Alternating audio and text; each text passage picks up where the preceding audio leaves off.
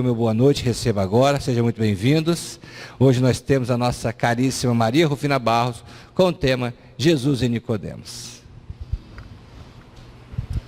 Olá, boa noite a todos. A terça-feira é sempre um desafio, né? A gente sair do trabalho.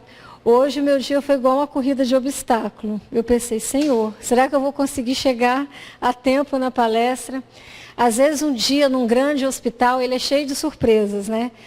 Além de tudo que está programado, a gente tem as urgências e tem que se desdobrar. Mas é impressionante como o dia que tem palestra, tudo fecha no horário certo. A providência divina é de uma eficiência inimaginável. Mas vamos hoje falar de Jesus e Nicodemos. Nós já tivemos oportunidade de desenvolver esse tema aqui em outra ocasião. Basicamente, nós vamos nos basear no diálogo que existe entre Jesus e Nicodemos, que está no capítulo 4 do Evangelho segundo o Espiritismo. Ninguém pode ver o reino de Deus se não nascer de novo. Qual a importância desse capítulo? Qual a importância dos diálogos contidos no capítulo 4? A fundamentação da reencarnação na Bíblia, nos Evangelhos.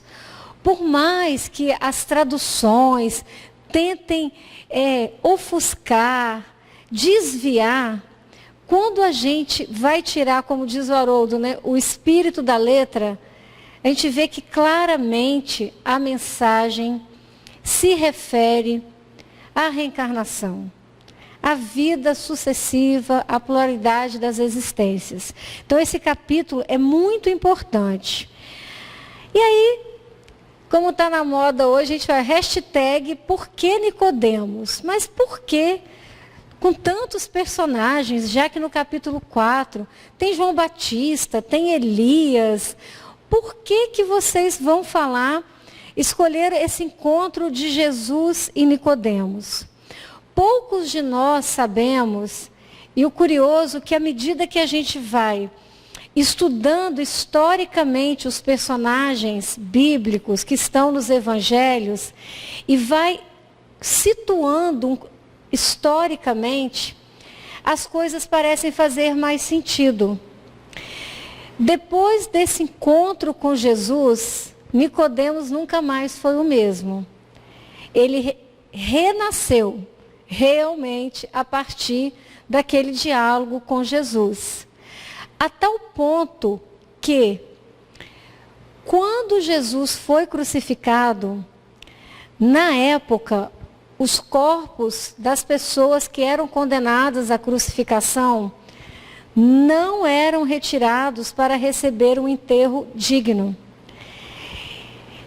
A ciência, a antropologia, não consegue encontrar corpos de crucificados, porque eles eram deixados, os cães se alimentavam para servir de exemplo. E isso era muito triste. Quando Jesus foi crucificado, numa sexta-feira, véspera da Páscoa, quem chegou já com a solicitação para retirar o corpo de Jesus e enterrá-lo? José de Arimateia. José de Arimateia era primo de Jesus, era parente de Maria. E era uma pessoa de bens, uma pessoa influente. E ele iria oferecer o túmulo para depositar o corpo de Cristo. Só que quando José de Arimateia chegou ao Calvário, ele se surpreendeu. Para sua surpresa, aos pés da cruz estava ninguém mais, ninguém menos do que um judeu, um fariseu, um nasci, um sacerdote. Para essa pessoa estar ali, sendo um nasci, um líder religioso, ele estava violando alguns princípios. Primeiro que o judeu, na sexta-feira, ele já está reunido para a cerimônia do Shabá, do sábado. Um sacerdote ou qualquer líder religioso que tenha participação no templo não toca em um morto.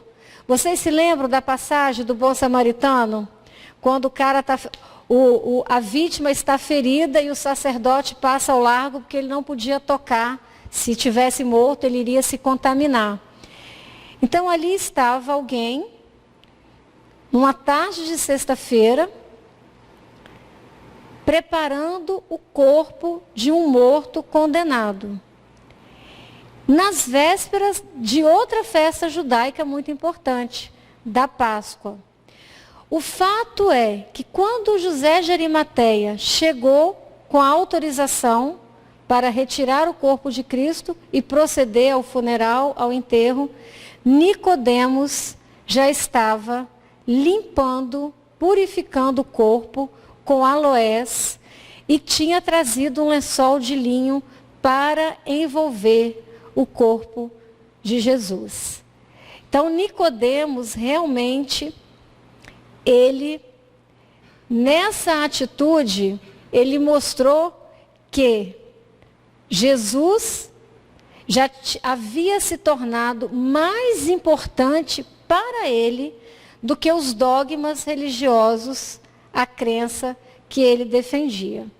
Por isso é que merece o nosso respeito, o nosso estudo, esse personagem. Então, Nicodemos, juntamente com José de Arimateia, proporcionou um enterro digno a Jesus. E um fato mais curioso, com esse enterro, cumpria-se mais uma profecia do livro do profeta Isaías. Porque se vocês colocarem assim no Google, as profecias relacionadas a Jesus, vocês vão ver que no Antigo Testamento os profetas, eles profetizavam que isso iria acontecer com o Messias. E incrível como que a vida de Jesus, ela cumpriu as profecias. E essa era uma profecia. E puseram a sua sepultura com os ímpios e com o rico na sua morte. Ainda que nunca cometeu injustiça, nem houve engano em sua boca. Jesus foi crucificado entre os dois ladrões. Mas na hora do funeral, ele teve um funeral de uma pessoa rica, um funeral digno. Vamos falar um pouquinho desse personagem. Quem foi o fariseu Nicodemos? Nicodemos era mestre em Israel. Ele era o líder religioso do seu povo, dos fariseus. Existiam vários grupos de judeus. Assim, o judaísmo, vamos fazer uma analogia. Hoje não tem os evangélicos e cada um tem a sua seita, a sua igreja, com interpretações, posicionamentos às vezes diferentes, partindo da mesma vertente. Assim também era o judaísmo. Né? Tinha os fariseus, tinha os saduceus, tinha os essênios, os samaritanos. Nicodemos era o líder dos fariseus. Ele também era membro do Sinédrio. Ele tinha um cargo político, ele era senador. Os fariseus, essa palavra fariseu vem de hebreu parush, que significa divisão, separação. Os fariseus eram muito orgulhosos. Eles não se misturavam, porque eles se achavam mais detentores do conhecimento do que os outros. A origem dessa ordem religiosa remonta de 180 a 200 anos antes de Cristo, o farisaísmo. E o farisaísmo perdurou até 70 anos depois, na era cristã. Nessa época se perdeu, quando houve a dispersão dos judeus. Os fariseus, eles já acreditavam na imortalidade da alma e na ressurreição. Mas a crença deles na imortalidade da alma e na ressurreição era muito confusa. Eles sabiam que os profetas tinham vivido na terra e podiam reviver. Mas os conceitos eram confusos entre ressurreição. Como que pode um corpo já morto ressuscitar? Reencarnação não era um termo ainda discutido, conhecido, mas a imortalidade da alma, a roda da vida, a vidas sucessivas, isso já era conhecimento nos ciclos religiosos. Mas eram discussões mais destinadas à elite religiosa, aos iniciados. Ao povo mais simples e ignorante, as ideias eram muito confusas, muito soltas, muito abstratas. A tradição constituía uma parte muito importante na teologia dos judeus. E eles adoravam, discutir ativamente controvérsias religiosas. Dizem até hoje que onde houver 2 judeus, aí vai haver 4 ideias, 8 vertentes e 20 debates, porque é um povo difícil de concordar. É o branco, mas em cima, em torno daquele branco, cada um tem um olhar diferente. Eu acho que é off-white, eu acho que pode ser acinzentado, e por aí vai. Eles têm muita dificuldade em olhar na mesma direção, em concordar. Isso tem o lado bom, porque permitiu várias interpretações do Antigo Testamento, várias interpretações inspiradas na antiga tradição. É um povo que leva a sério o estudo, a discussão, o debate religioso. Sempre foram servis cumpridores das práticas exteriores do culto e das cerimônias, mas exterior. A vivência interior, a prática da caridade, da amorosidade, aí já era outra história. E isso Jesus combateu ativamente. Eles eram cheios de zelo ardente de proselitismo, de tentar convencer, de tentar impor a sua ideia, a sua doutrina.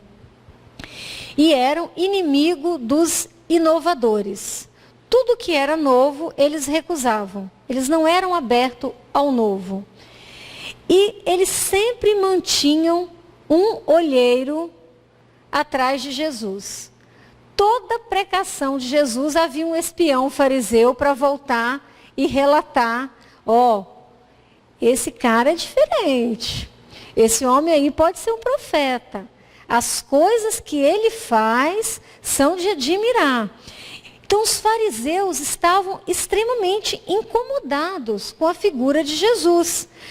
Porque, para a cultura judaica, eles também não podiam virar as costas e ignorar um profeta, um verdadeiro profeta. Isso era uma falha. Se fosse um justo, um profeta, ele tinha que ser ouvido. E os fariseus ficavam nessa angústia. Mas quem é esse homem? É um impostor ou é um verdadeiro profeta? Eles afetavam grande severidade de princípios, mas ocultavam costumes dissolutos, muito orgulho e, acima de tudo, uma excessiva ânsia de dominação. Tinham a religião mais como meio de chegarem aos seus fins políticos, econômicos, do que como objeto de uma fé sincera. Isso Jesus combateu firmemente. Exerciam grande influência sobre o povo, a cujos olhos passavam por santas criaturas. Lembra da passagem? Vocês são igual a sepulcros, todos caiados de branco por fora, mas no interior cheios de podridão. Eles demonstravam uma retidão de conduta e de caráter, mas eles não viviam de acordo com essa prática. Ao tempo daí serem muito poderosos em Jerusalém. Ao tempo de Jesus, deveriam existir cerca de 6.000 fariseus em Jerusalém. Nicodemos pertencia a essa seita dos fariseus, a elite judaica. A família de Nicodemos era uma das mais ricas da época. Acredita-se que era a quinta fortuna daquela época, porque eles eram donos das minas de estanho, que forneciam estanho para o Império Romano. Então Nicodemos, desde criança, viveu uma vida abastada, estudou nas melhores escolas rabínicas, era uma pessoa dotada de extrema inteligência e sabedoria, muito culto, muito estudado e de bom coração. Então ele tinha esses valores, ele era notável pela inteligência e por ter um coração propenso ao bem. O nome Nicodemo significa aquele que vence as pessoas. E o panorama político da época também era muito confuso. Os fariseus estavam extremamente inconformados com a dominação romana e era um clima tenso.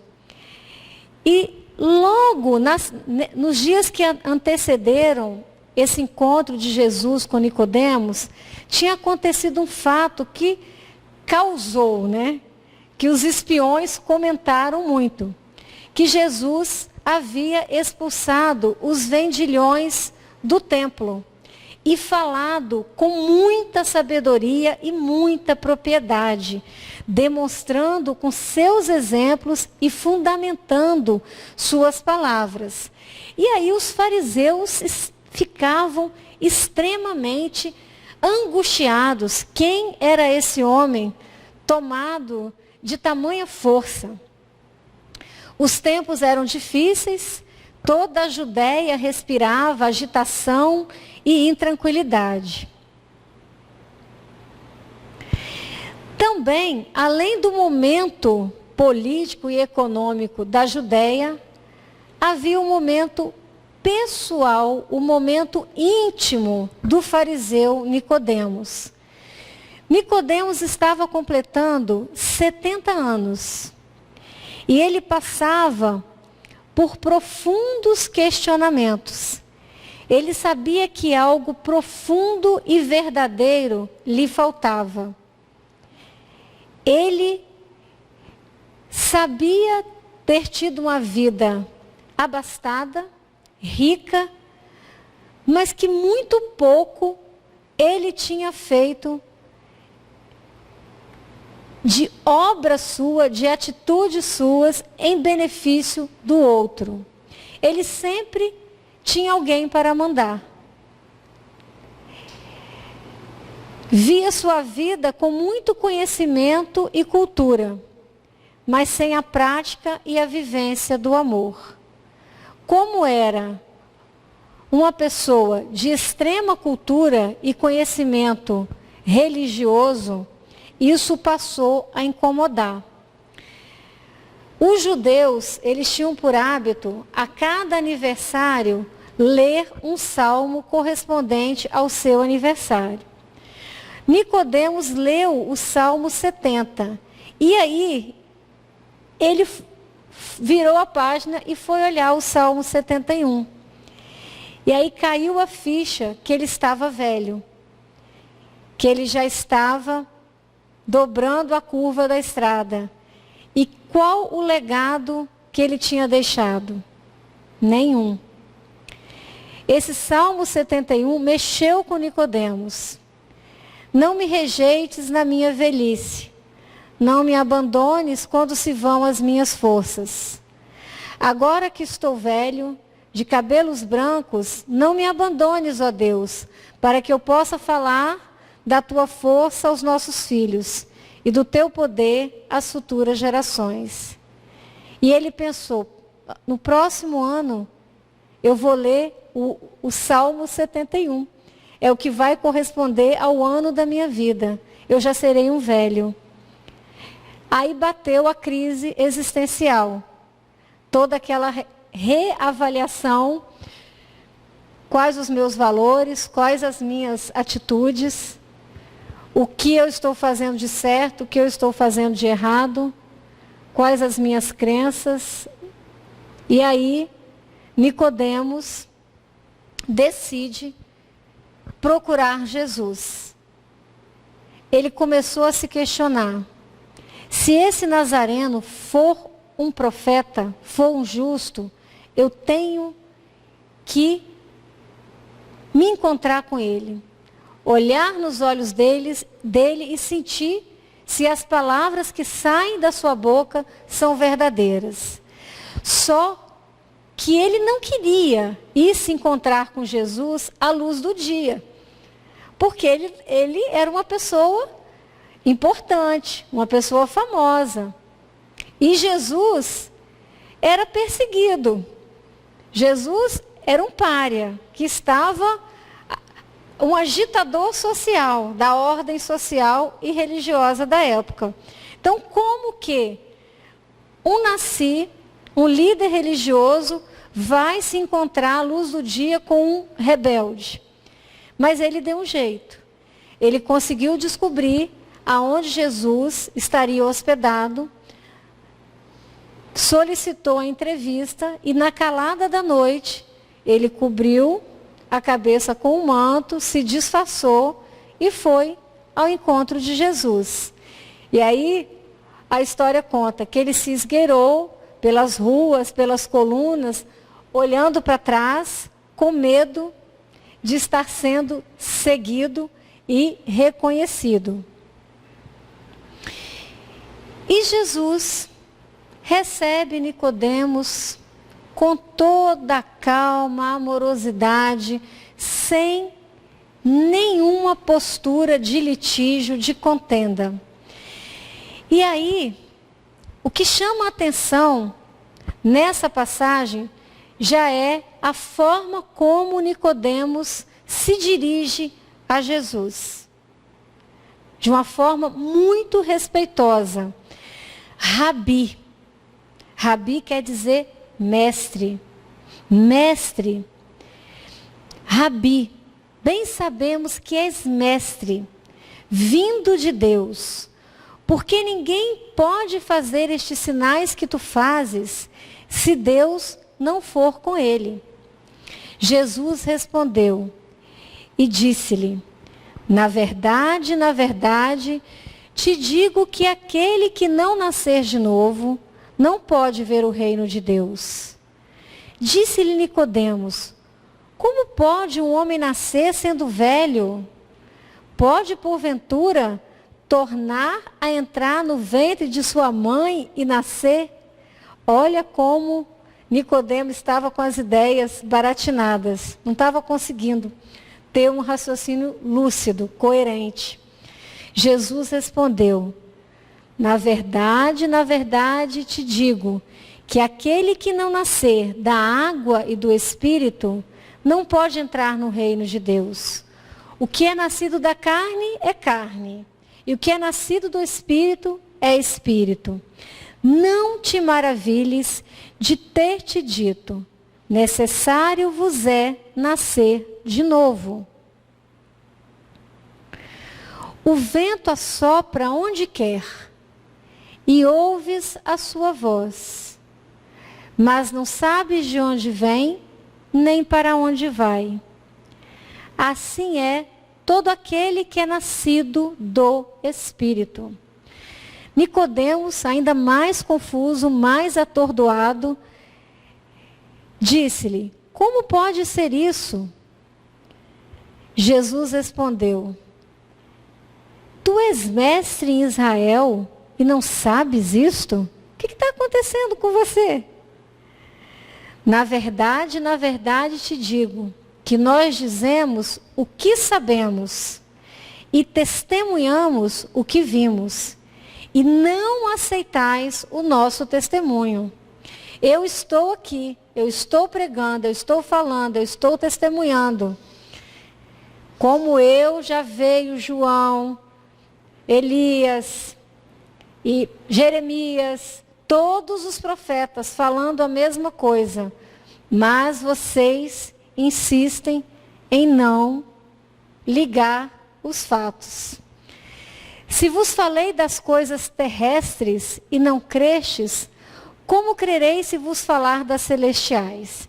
Então eu trouxe esse diálogo, porque é daqui que nós vamos tirar o estudo da noite de hoje. Está lá no Evangelho de João, no capítulo 3, de 1 a 12. Esse diálogo ocorrido entre Jesus e Nicodemos, nós extraímos várias coisas. Entre outras, para nós espíritas, a mais valiosa das lições. A lei de reencarnação estava proclamada para sempre no Evangelho do Reino. Não adianta querer mudar as traduções, querer mutilar o texto. É muito claro. Aquele que não nascer de novo não pode ver o reino de Deus. Como assim? O vento assopra onde quer. O que isso quer dizer? Ouves a sua voz, mas não sabe de onde vem, nem para onde vai. É assim que ocorre com todo aquele que é nascido do Espírito. De onde vem? Nós não sabemos. Quem foi o Espírito antes? Para onde vai? Para onde vai esse Espírito depois? E o doutor Severino, ele afirma que esse vento aqui não é vento, que no texto original é Espírito, que colocaram o vento para tentar tirar a palavra Espírito, mas que no original é Espírito. A tese das igrejas cristãs que afirmam que Jesus se referia ao batismo instituído por João não se sustenta. Quando ele fala nascer da água e do Espírito, para os antigos, a água era o elemento criador.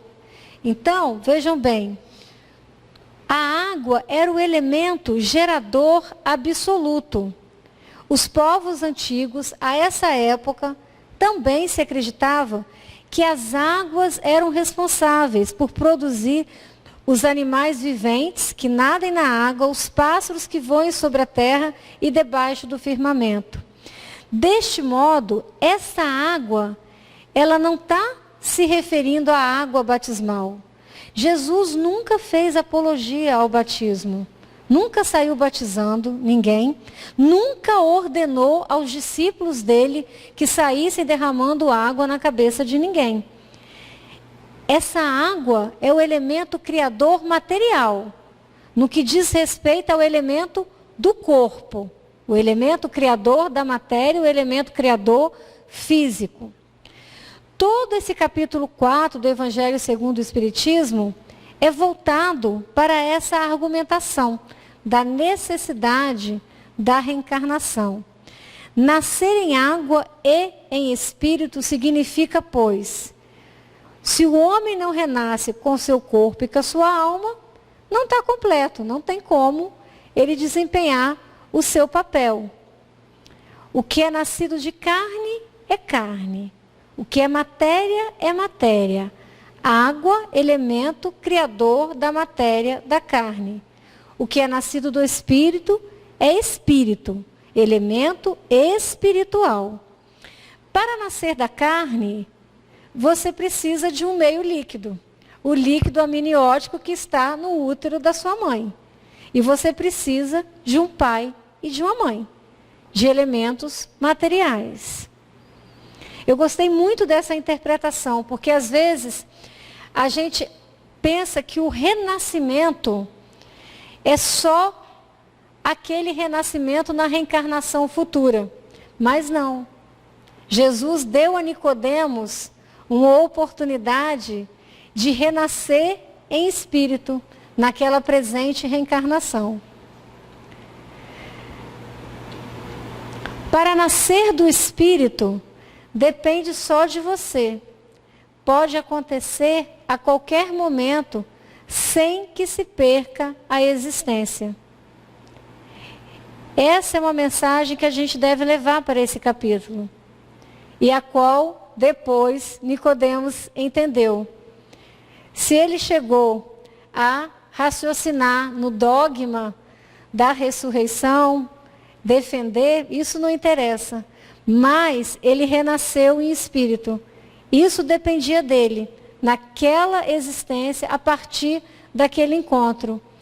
Lembre-se quando nós falamos do Natal, que a data do nascimento de Jesus não importa, que para cada um de nós, Jesus nasceu numa ocasião diferente, o dia que nós o conhecemos e que a mensagem dele nos tocou.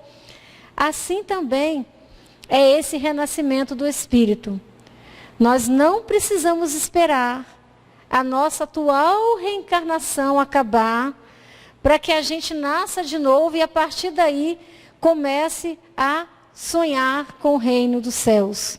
O renascimento do Espírito só depende da gente e pode ser feito em qualquer momento da nossa existência. Penso eu que esse é um ensinamento muito importante, extraído desse capítulo, extraído desse diálogo.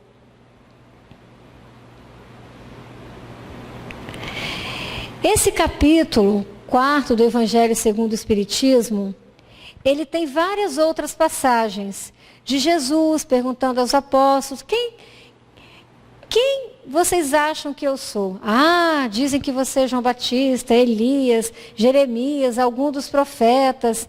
E aí ele pergunta, mas vocês, quem vocês acham que eu sou? E Pedro responde, você é o Cristo, Filho do Deus vivo. E Jesus diz, bendito sejas tu, porque quem te disse isso não foi o sangue nem a carne, mas meu Pai que estás no céu.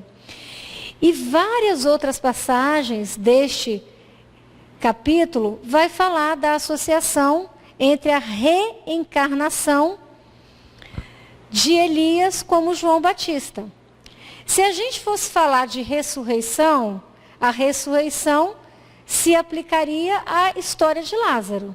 Lázaro morreu e ressuscitou o mesmo Lázaro. O corpo dele ainda não havia decomposto. Agora, Elias foi Elias na época dele, com o corpo dele, com a personalidade dele, com a história dele, com o núcleo familiar dele. João era outra existência, outro corpo, outra família, outra história. Então ali a gente vê a reencarnação e as coisas vão ficando mais claras. Esse capítulo é muito importante para nós espíritas, porque ele vai o tempo todo esclarecendo o princípio da pré-existência da alma e da pluralidade das existências. A maioria das máximas do Evangelho são incompreensíveis se a gente não aplicar esse princípio da pré-existência da alma e das múltiplas existências. Razão pela qual deram origem a tantas interpretações contraditórias. Esse princípio é a chave que restitui o verdadeiro sentido para muitos dos nossos estudos, para muitas das nossas angústias, para a justiça divina. A semana passada nós estávamos numa cirurgia e era um caso assim dramático. Um rapazinho de 14 anos com tumor no tronco cerebral e o cirurgião virou para mim e falou, olha, é por isso que eu não acredito em nada. Porque se Deus existisse, um menino desse não teria uma patologia dessa. Aí eu virei para ele e falei assim, eu já superei isso. Porque a partir do momento que você entende a reencarnação, você começa a entender que ninguém é vítima e que ninguém é algoz. E você não precisa ter religião nenhuma. Isso é uma lei natural. Isso, daqui a pouco, a física quântica vai provar por A mais B. Dá uma olhadinha nisso. Eu sei que você é agnóstico, ateu, não entra no âmbito religioso, mas tenta estudar desde os Vedas antigos, desde as antigas civilizações, todos os fenômenos hoje que acontecem, dando prova que nós voltamos aqui muitas vezes. E por isso há tanta dificuldade, tanto sofrimento, que a gente põe a culpa em Deus. Mas, na verdade, eu gosto muito de falar desse tema reencarnação, porque eu sou muito racional. E isso, para mim, antes de aceitar a reencarnação, era um drama, porque as coisas não faziam muito sentido. Esse capítulo é muito importante para nós todos espíritas estudarmos profundamente. Abrir o capítulo 4, voltar na Bíblia, nos textos bíblicos, situar historicamente aquelas falas de Jesus, para que nós tenhamos a nossa opinião. Procurar Jesus foi um ato de sabedoria de Nicodemos, reconhecendo o Senhor como o mestre, capaz de conceder-lhe as orientações seguras de que tanto necessitava. Por mais que ele ainda fosse cheio de orgulho e tivesse procurado Jesus na calada da noite, ele teve a iniciativa. E aí ele teve o mérito. Dizendo, bem sabemos que és mestre, Nicodemos dá testemunho das limitações espirituais que ele possuía. Ele reconhece que Jesus está num grau acima do dele. Ele podia ser mestre para a seita dele, mas para ele, Jesus sim era um verdadeiro mestre. Embora ele fosse lá o orientador, ele se colocou hierarquicamente abaixo de Jesus, reconheceu que ali vinha um conhecimento e verdades profundas que ele, com 70 anos de estudo nas melhores escolas rabínicas, ainda não tinha conseguido apreender. Ele passou a acreditar em Jesus, embora ainda não compreendesse totalmente sua mensagem. Aí agora vamos falar de Jesus. Entre Nicodemos e Jesus, há uma distância evolutiva inimaginável.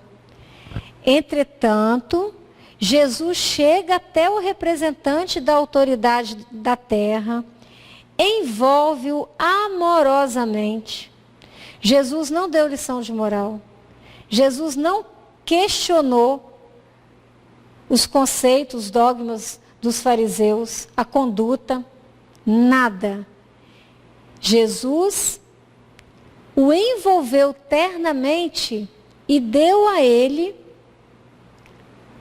a água para saciar a sede que ele demonstrou ter. Lhe prestou orientações e ensinamentos seguros. Nicodemos, por sua vez, se curvou humildemente, reverente à autoridade celestial que ele sentiu emanar de Jesus, submetendo-se aos seus esclarecimentos. Qual a lição que nós devemos tirar disso? Muitas vezes, pessoas de outras religiões se aproximam de nós, querendo saber, fazendo pergunta. Não nos cabe discutir, criticar a religião dessa pessoa.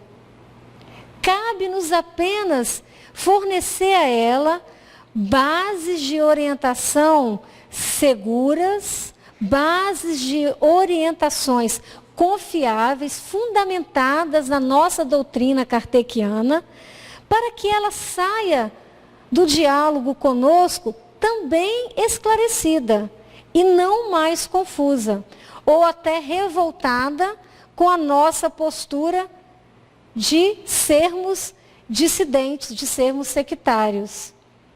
É outra lição que nós devemos tirar. Vamos acolher, vamos informar, mas não vamos criticar, repudiar o conhecimento de ninguém. Se ele tiver vontade e o despertar, ele vai mudar. Ele vai ter vontade, vai passar a estudar, vai renovar os valores. Nós cumprimos com a nossa parte.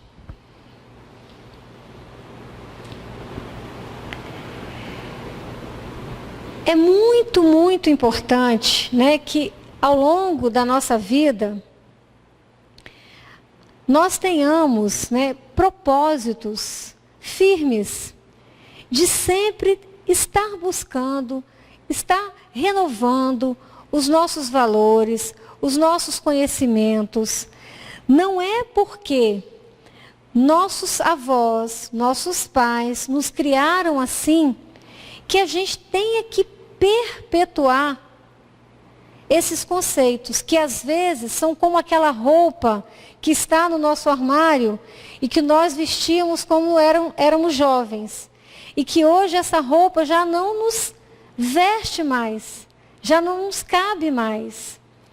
À medida que nós avançamos e cada ano da nossa vida vai se apresentando para nós um salmo, ou seja, uma vivência, uma maturidade diferente, conhecimentos diferentes, e que esses salmos da nossa vida, vão transformando a nossa ânsia de renovação.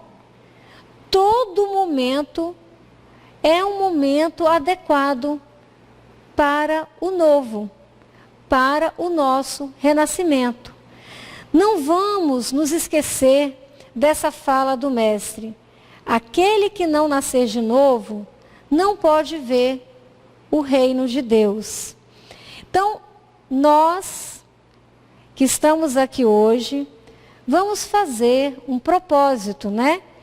De renascermos agora, nas nossas vontades, nos nossos projetos, na nossa firme vontade de galgar a evolução, de conhecer, de reconhecer, de admitir, assim como Nicodemos, que podemos ter estudado, podemos estar lendo os evangelhos ao longo dos nossos 40 anos, mas que talvez a verdade sincera, plena e absoluta ainda não tenha nos tocado.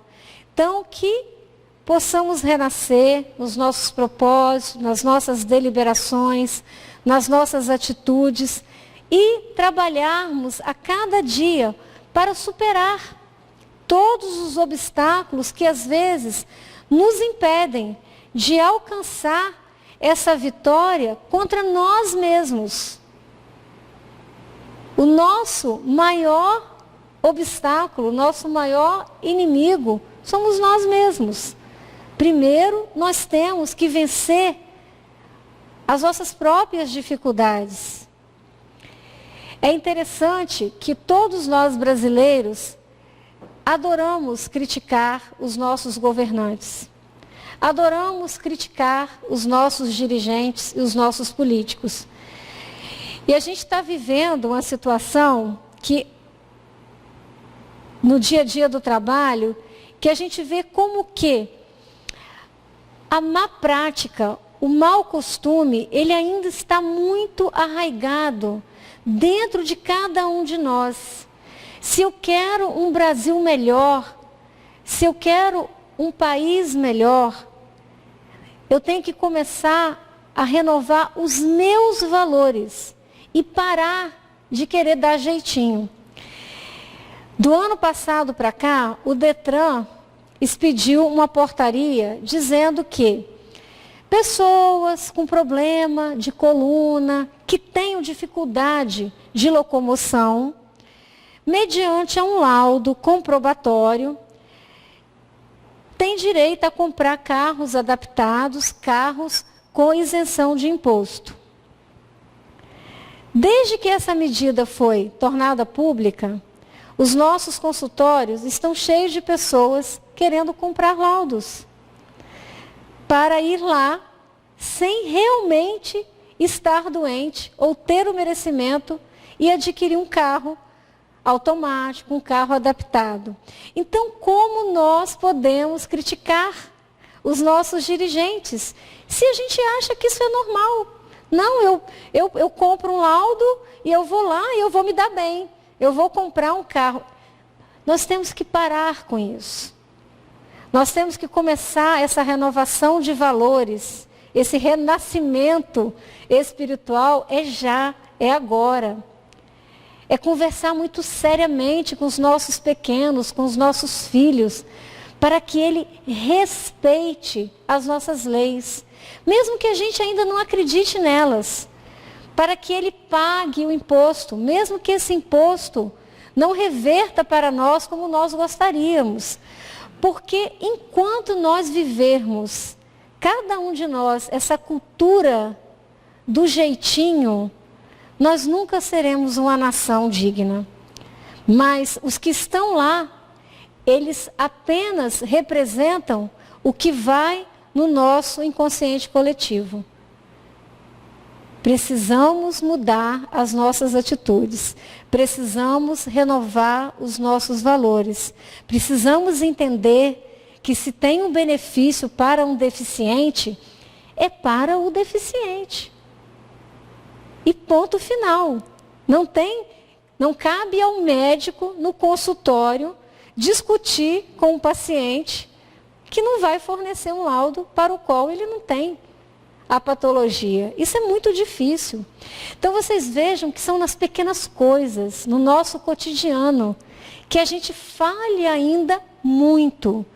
Mas, se cada um de nós que estamos aqui hoje sair com esse propósito renovado de ser esse agente modificador meu, da minha casa, da minha família, do meu filho, mais rápido do que a gente espere, o nosso país vai se renovar. Porque os filhos que nós hoje educarmos, amanhã serão os nossos dirigentes. Então, quem sabe não teremos uma nação melhor, uma nação em que a lei, a penalidade, a multa funcione. E que não fique dando jeitinho. Quantas tragédias poderiam ter sido evitadas se esses valores nossos já estivessem renovados? Bem, aproveitei para divagar um pouquinho, já que eu tinha tempo. É sempre bom a gente fazer jus à bibliografia. Onde que nós buscamos? Então, aqui, a base no Evangelho 4, no capítulo 4 do Evangelho segundo o Espiritismo, tem uma palestra do Dr. Severino Celestino, Jesus e Nicodemos, um belo encontro, que ele conta toda essa história de Nicodemos, da família, tudo isso que eu narrei para vocês, e ele ainda explica todos esses erros de tradução da Bíblia que a gente hoje precisa estar muito atento. Haroldo Dutra, que também está fazendo um trabalho maravilhoso acerca do estudo do Antigo Testamento. Ele tem o estudo do Gênesis, são 35 minutos. Às vezes a gente sai, baixa no celular, põe no carro. Do seu trabalho, indo e voltando, você vê 2 episódios. Eu assisto assim. Por mim agora o trânsito pode estar engarrafado, não estou nem aí. Eu estou ali aproveitando o meu tempo e estudando, porque é tão fácil hoje a gente estudar. E interessante como os espíritas têm contribuído de forma brilhante para o estudo dos textos bíblicos, contextualizando historicamente, contextualizando cientificamente. Está ficando muito interessante estudar novamente os textos do Antigo Testamento. Então, nós temos que realmente orar por esses nossos companheiros, para que Jesus continue fortalecendo a cada um deles em seus propósitos, em sua missão de propagar e de nos auxiliar. Que Jesus nos abençoe e nos dê uma excelente semana.